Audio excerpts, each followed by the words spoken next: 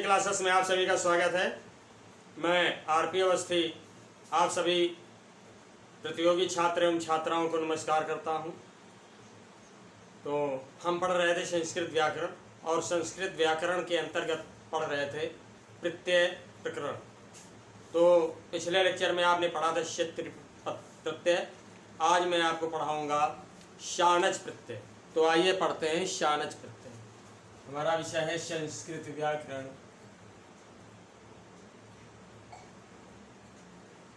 संस्कृत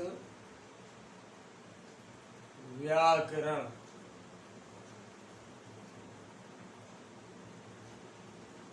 और टॉपिक है प्रत्यय प्रकरण।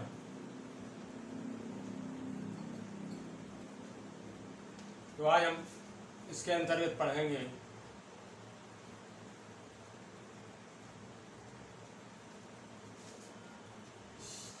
शानच। 6 नंबर है शानच प्रत्यय।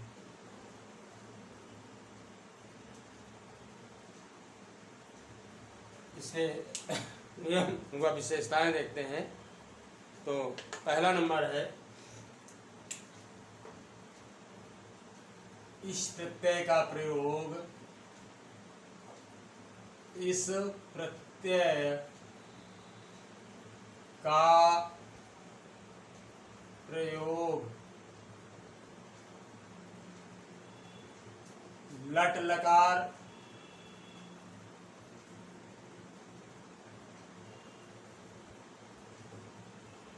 लट लकार का मतलब वर्तमान काल यानी प्रेजेंट टेंस। ठीक है, लट लकार यानी वर्तमान काल, वर्तमान काल में आत्मनेपदी,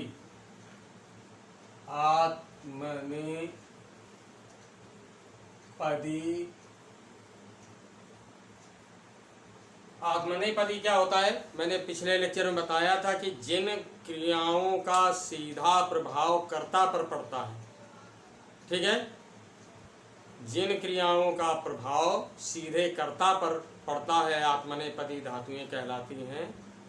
ठीक है, तो आत्मनेपदी धातुओं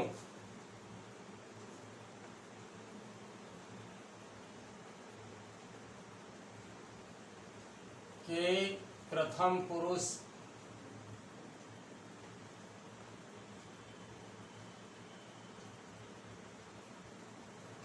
पुरुष एक वचन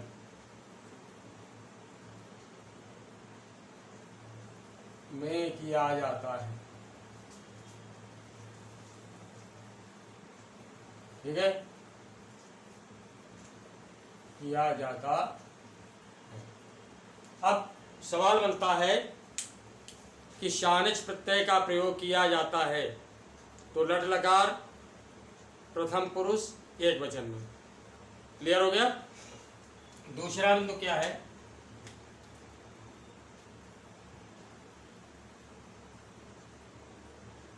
इसके रूप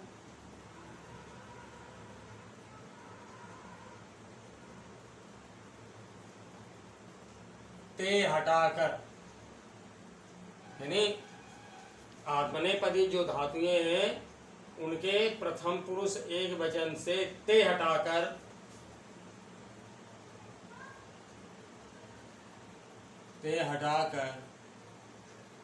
आन और मान, आन और मान,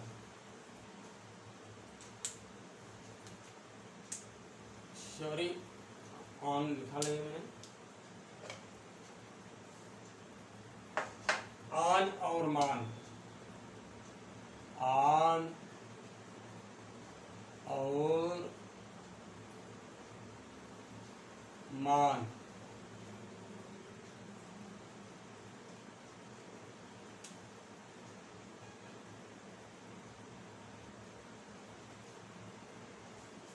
जोड़कर बनाए जाते हैं,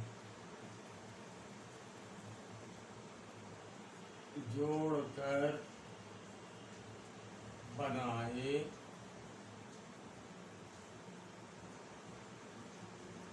जाते हैं। ठीक है। अब नेक्स्ट पॉइंट क्या है?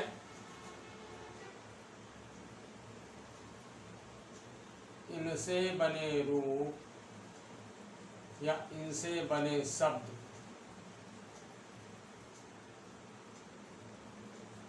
विशेषण का कार्य करते हैं। किसका कार्य करते हैं? विशेषण का कार्य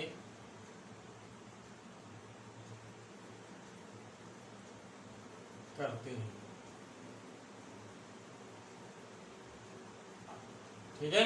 यानी एक क्वेश्चन बना कि शानच प्रत्यय से बने प्रत्यांत शब्द कार्य करते हैं विशेषण की तरह, संज्ञा की तरह, सर्वनाम की तरह, इनमें से कोई नहीं, तो किसकी तरह कार्य करते हैं?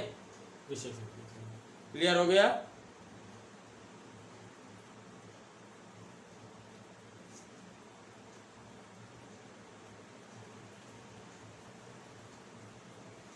बल्कि इनसे बने शब्द ने कहकर हम यहाँ प्रत्यांत कह दें।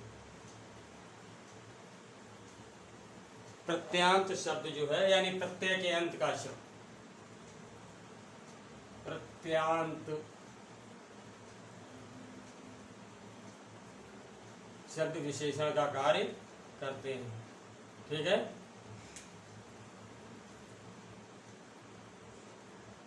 और नेक्स्ट पॉइंट है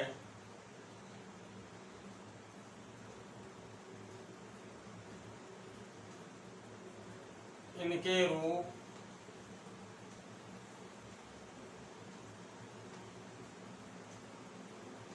इसके करते हैं। इसके रूप पुल्लिंग में राम की तरह है,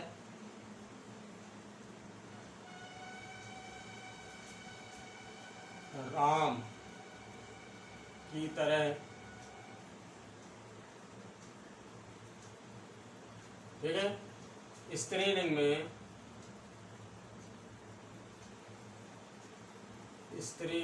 में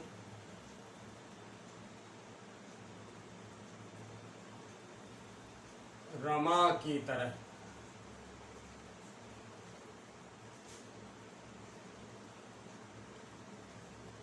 और नपुंसक लिंग में गृह की तरह चलते हैं।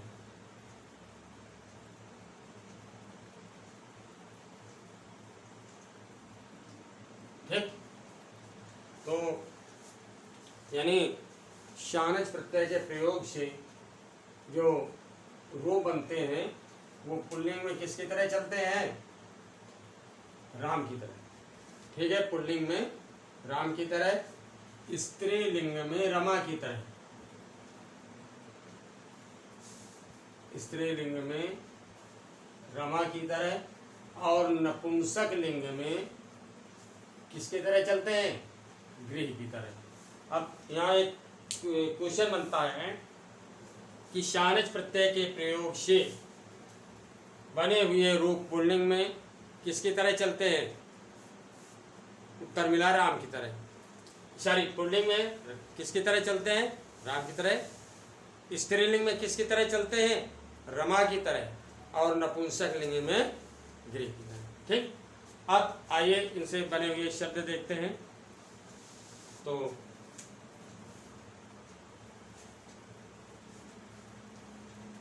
हेडिंग डालते हैं हम, शानच प्रत्यय के योग से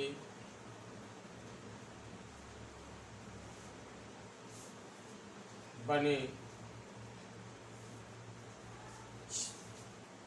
धातु शब्द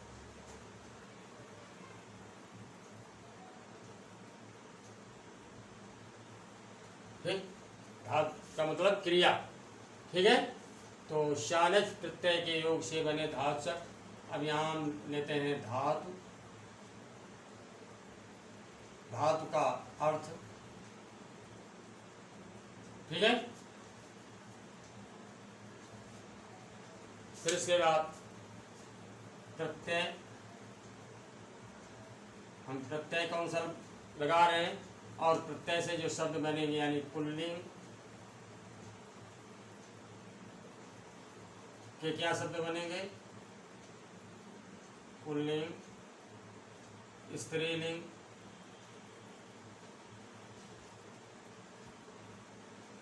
और नपुंसकलिंग।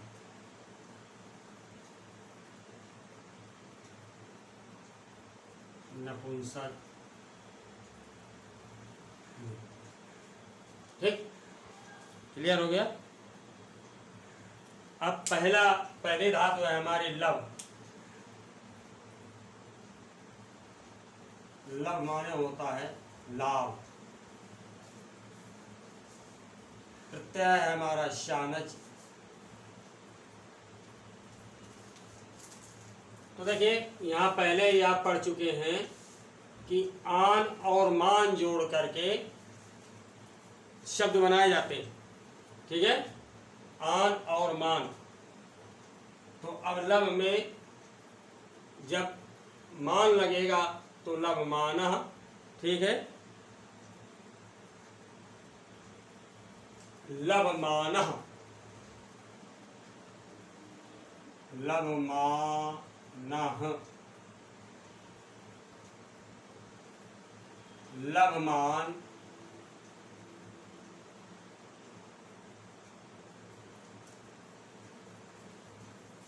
लवमानः, लवमान।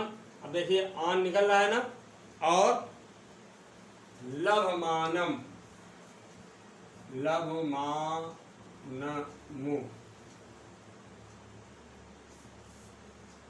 इस तरह से ये हमारे रूप बने। लवमानः, लवमान, लवमानः। ये लव जो है, सॉरी यहाँ लाभ लिख दिया मैंने, लघु। लव मीन्स होता है लाभ प्राप्त करना। ठीक है, अच्छा अब दूसरी धातु लेते हैं हम, सेव। सेवा करना।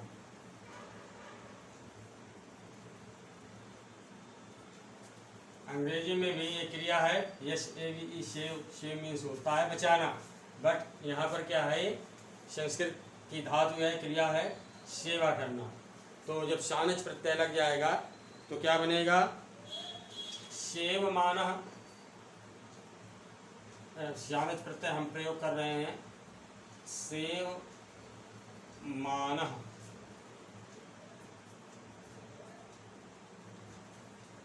अब देखिए हमने यहाँ आइजन लगा दिया है, इसका मतलब यह है कि इसमें भी हम शानच प्रत्यय प्रयोग कर रहे हैं। सेव मान, सेव मान,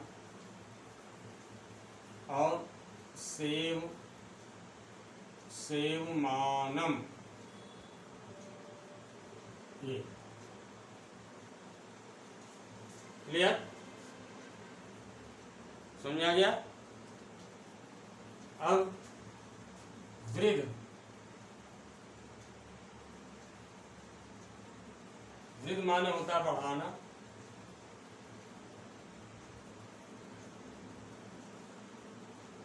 शानच प्रत्यय का हम प्रयोग कर रहे हैं तो क्या हो जाएगा, वर्धमान,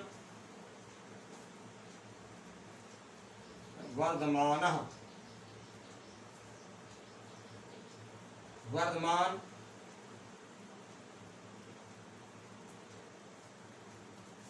और वर्धमानम, वर्धमानम।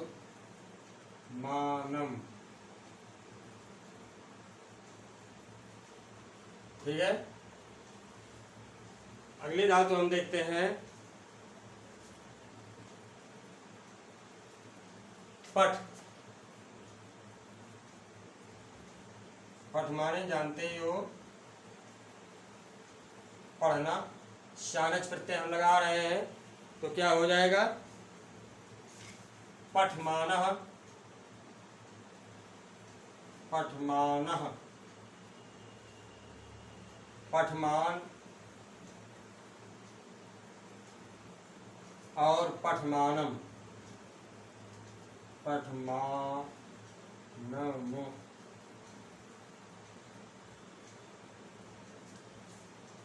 ठीक है, एक धातु और देख लीजिए,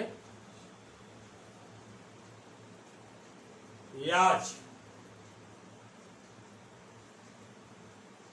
याच माने होता है मांगना, और हम सानच प्रत्यय का प्रयोग कर रहे हैं याच में, तो शब्द क्या बनेंगे, याचमानः,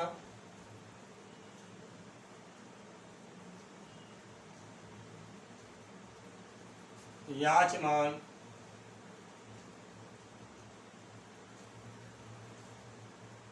और याचमानम।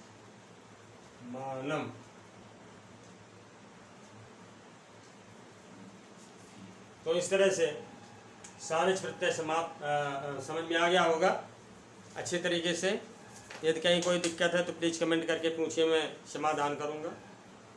तो भाई फिर एक बार मेरा जो अधिकार है मैं उसकी मांग करता हूं कि मेरे चैनल अवस्थी क्लासेस को अवश्य सब्सक्राइब करें, इसे शेयर करें, साथ ही लाइक भी करें। ओके, तो नेक्स्ट लेक्चर में मैं फिर आपके सामने उपस्थित हूँगा। तब तक के लिए नमस्कार।